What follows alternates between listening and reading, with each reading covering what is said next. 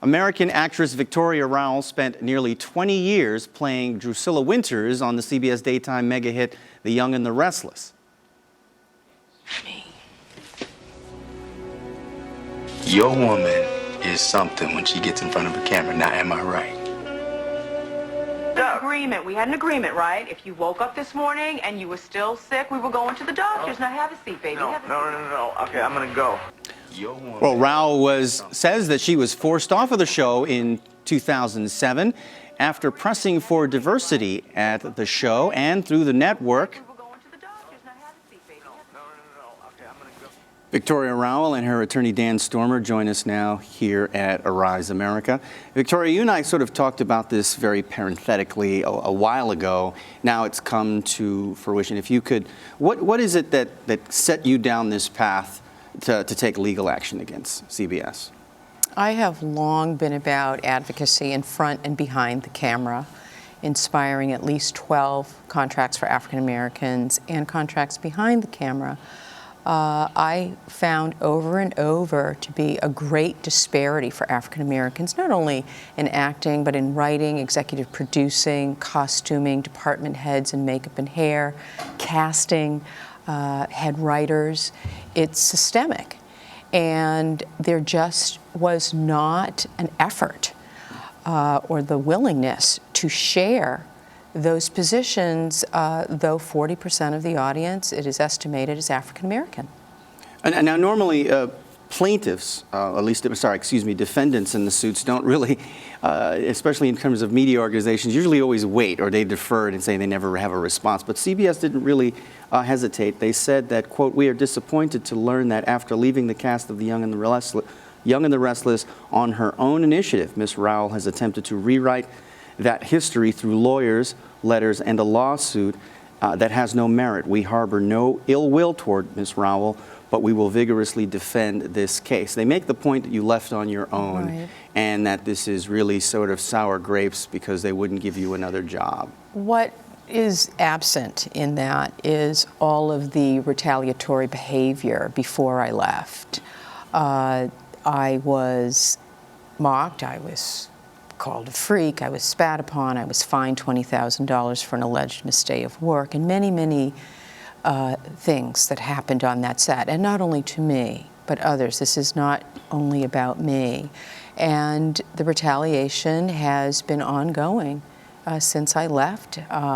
If I were not black, I would have been returned to the show, I would estimate, many times over, given my pedigree and the existence of the family that I inspired on the show that still exists on the show. Dan, I've heard this phrase used by employment lawyers, a constructive firing, where they essentially make conditions impossible to work and force an employee to leave, even though it is just as egregious as we know it as a firing or an illegal termination, much tougher to prove? Well, a constructive termination is tougher to prove, but for our purposes, this case is really about retaliation. It's not about necessarily what took place in 2007. It's about what has taken place over the last 3 or 4 years. It is the retaliation for her continued willingness to speak out on behalf of people of color.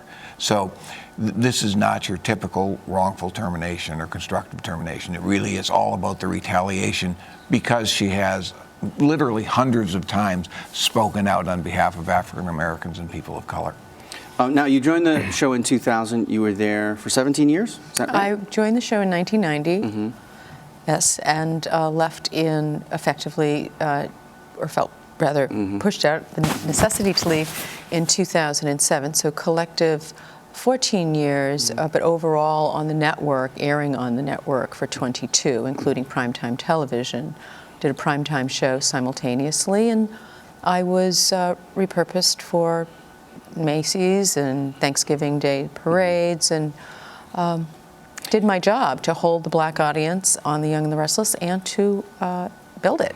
Now, you speak of the black audience, and of course, growing up in my house, my mother watched all of those shows, and so I'm familiar with that culture in the African American community. Some of the statistics you talk about, though, you said that 40% of the audiences that watch CBS shows are African American? Specifically, we're talking between 35 and 40%. You can look at Nielsen's or other.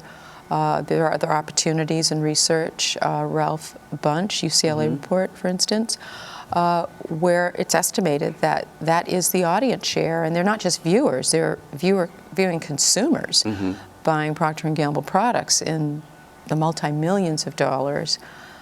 So The Young and the Restless audience is by far the highest rated soap due to its African American audience. And of course that audience is repurposed on their sister soap opera, The Bold and the Beautiful. And throughout daytime, African Americans watch 7.5 hours of television at a stretch. You're not there now, but in your experience there, Well, how I many... am still there because they use archival footage and put it in their shows and reference Drusilla in their scripts and put me on their soap opera magazines to falsely suggest, in my opinion, that I'm returning to hold the audience. I see. All right. So in that time span then, do you have any information on how many executive producers there have been, writers?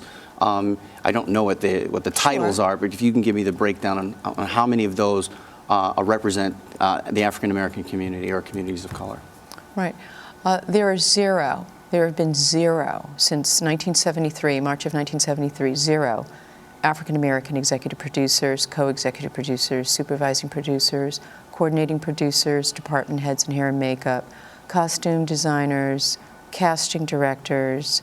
Still with the number zero going down all of these Still going with titles. right, zero. There's been one African American writer, staff writer, hired due to a lot of effort, along with the National Urban League, to get a black writer hired effectively at the 38-year mark. The show, as I say, is on air now 41 years.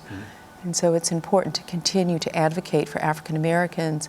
How can you have an audience that the quotient is at close or at 40%, and there's no reciprocity behind the camera, or offering African Americans the opportunity, actors, as is the case with white actors, to become such, to become writers, directors, executive producers. Now, Drusilla Walters is an icon. Winters, Excuse me. Drusilla Winters is an icon in soap opera, in the soap opera landscape. Is this lawsuit class actionable? She certainly wasn't the only African American actor at CBS. It is not a case that could be defined as a class action because of the nature of our claim, which is that because of her advocacy, because of her willingness and courage in speaking out on issues that involve the African American community, they have retaliated against her. Okay, final question. So what are you doing now, and to try to end this on somewhat of a higher note, or at least a more positive one, what's going on with you now? Well, first I'll say that I am feeling very positive about this process. I've been on this path a long time, so I feel that this is a very good time. I continue to write and write my books. I'm very happy to be working with Up TV and other organizations, also TV One. So there's good things happening, and happy to be here. Okay, and of course you'll keep us up to date on this process as it moves forward. Yes. I will add that I've been invited to get my national teacher training at American Ballet Theater. So that's very exciting for me as an alum. Okay. Drusilla Winters, Victoria Rowell, always a pleasure to see you. Thank you. Thank you so much for coming, and her attorney, Dan Stormer. Thank you for joining us on Arise America. Thank you. Okay.